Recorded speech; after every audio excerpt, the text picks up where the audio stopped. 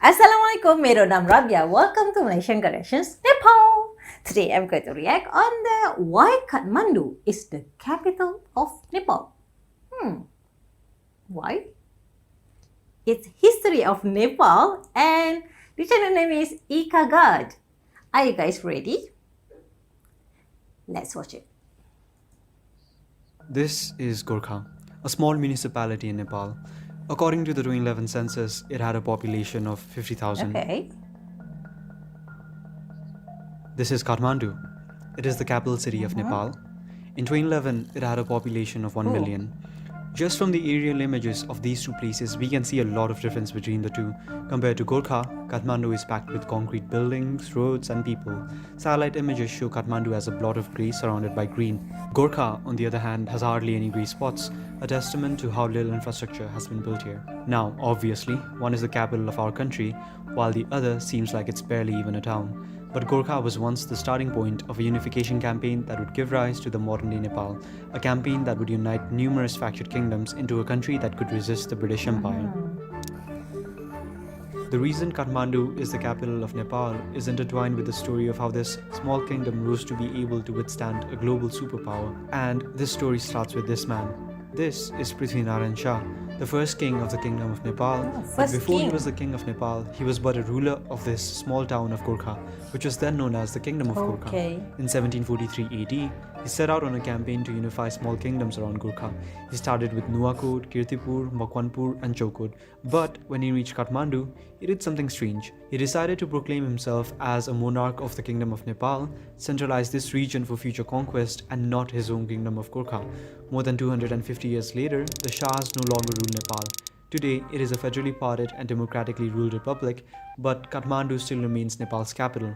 The city has seen unprecedented growth over the years and remains the most infrastructurally developed city in the whole country, while Gorkha has receded to a footnote in history.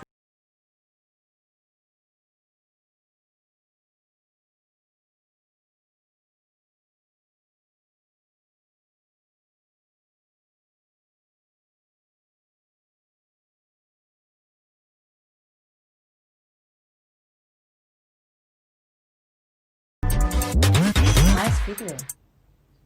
The reasons why any city is chosen to be the capital is generally a mixture of political, infrastructural, economical, and historical compromise. London became the capital of the English dynasties as administrative buildings were built in the area which lay at a favorable point in the River Thames, with prior infrastructure having been built by the Romans centuries before. For the conquering Shah dynasty, the choice between a relatively sparsely populated land such as Gorkha and the verdant, naturally defensible, and strategically central land of Kathmandu Valley was an obvious one.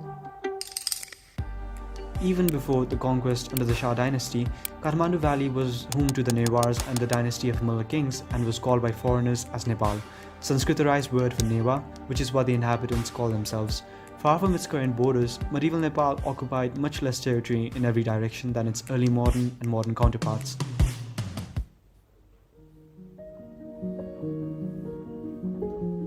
The origins of this state prior to the Malay kings and the Lichavis are shrouded in mystery. The only records we have of during that period is in the Vamsavali, which are chronicles that tell of the valley being a lake which was drained by either the Hindu god Krishna or Bodhisattva Manjusri by opening a gorge to drain the water and allowing for settlements of the fertile alluvial plains. The Vamsavali cannot strictly be considered as a historical source because of its mixture of historical and mythological storytelling, but its text does hint towards the first ruling class of the valley being the Mahispals and Gopals, who were buffalo and cow herders. So cute. After the Mahispals and Gopals, the Kirans came into the valley. Documentation of these Kirans can be found even in the great epics of Mahabharata. John Cabral was a Jesuit priest and one of the first European travelers who came to Nepal in the 1600s.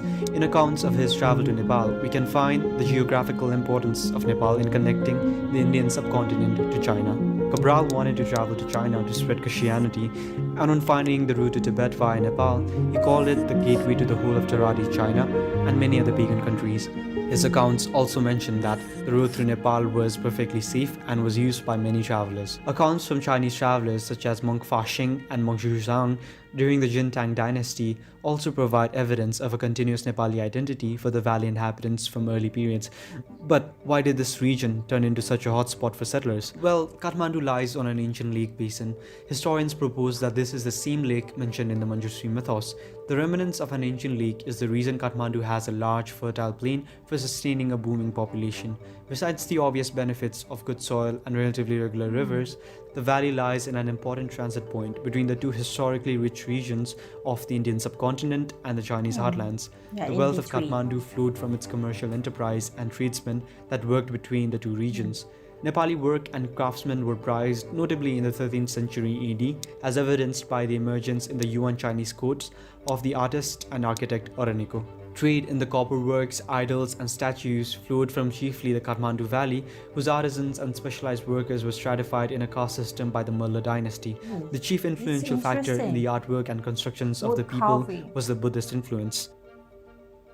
The valley was, during both the Lichavi and successively Mulla dynasty, a place where the wealth of the region was pooled and thrown into works of both public welfare and splendor.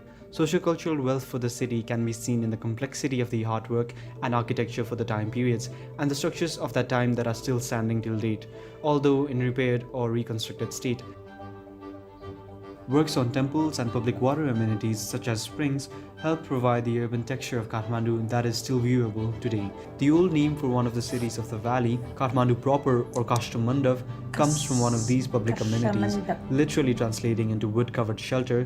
The 3 stories public shelter that was situated in Maru Kathmandu was a building made entirely of woodwork in the pagoda style, which was destroyed during the 2015 earthquake of Nepal Yes. and is currently under reconstruction. All this points towards the valley being a flourishing city with art, culture, impressive infrastructure long before unification under Prithviraj Shah. Throughout history, capitals are situated for varying reasons. Rome is a cultural heartland for the Italian people. London was the largest and most prosperous city in the British Isles when it became the capital of the English monarchs, and many other nations share important historical reasons for the situation of their capitals. For the unification of Nepal, at that time, the wealth and prosperity of the Kathmandu Valley, along with its pre-existing infrastructure and its defensibility, may be some of the reasons why it eventually became the capital. Without a doubt, the unification and successive modernization of the state of Nepal led to the deeper roots of centralization we see in the nation today. Though the recent adoption of federalism has in principle sought to change this, in practice a large contingent of the urbanized and wealthy classes, along with a disproportionate amount of infrastructure and resources, are still in Kathmandu. As such, people from all over the nation come to find employment and opportunities in the city. The valley, like it has ever been, is still a melting pot of cultures and travelers from every reach of the Himalayas. The valley is still mythologized to a certain degree as a haven for opportunities and monetary mobility, with people flocking in from east and west. This mixing of people and cultures have sometimes led to disputes between the native Newars and the people who have immigrated to the city about whom Kathmandu belongs to. But when the very city was built not by a single ethnic group, but by centuries of mixing of different cultures, would it not be right to say that it belongs to all of us? We would like to thank senior historian Mr. Mahesh Rajpant for helping us out with this video. While we were interviewing him for this video, we learned a really interesting fact about Oraniko. अहिले हामी अर्नीको भन्छौँ हैन उनको खास नाउँ के हो भन्ने हामीलाई थाहा छैन अनिगे भनेर त्यो चिनिया भाषाको उच्चारण अनुसार अनिगे भन्ने हुन्छ अब यिनको चाहिँ त्यो चाहिँ हो नेपाली नाउँ चाहिँ लोप भइसक्यो Hi, my name is Gaurav and I am a video producer at eKagaj. This is Sumit. He's our associate producer. This is Yamandai. He's our graphics designer. Good team. And that is Ankur. He's our production manager. We here at eKagaj have a goal to make really high quality content, but we cannot do that without your help. So if you like this video, you can help us out by becoming our patron on Patreon, or by liking and sharing this video with your friends and family. That's it for this time. I'll see you guys on the next one.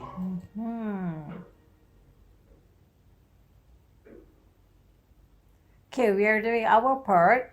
by do reaction on this video.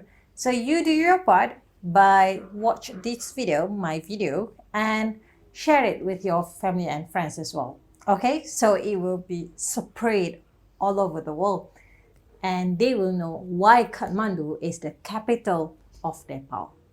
All right. So it's interesting to know the reason why Kathmandu is the capital of Nepal. You know, the history, it is a culture, mix of culture. I really like that. I would love to visit Nepal and, you know, experience myself the beauty of mixed culture. You guys are interesting, you know, the in terms of the food, what you do, and what is your expertise. Yeah, it's beautiful. The farming, the wood carve. There's a lot of things to experience in Nepal, to enjoy in Nepal. All right, guys, thank you so much for your suggestion. This is one of the video suggested by one of our viewers. Thank you so much for your suggestion. If you like this video, please share it with your family members and friends. Don't forget to share it on your social media as well. Please subscribe our channel Malaysian Girl Reactions Nepal and join our Telegram channel Malaysian Girl Reactions. We have Facebook Malaysian Girl Reactions Nepal and TikTok Malaysian Girl Reactions. Do follow us, alright? Thank you so much. Till next time. Assalamualaikum warahmatullahi wabarakatuh.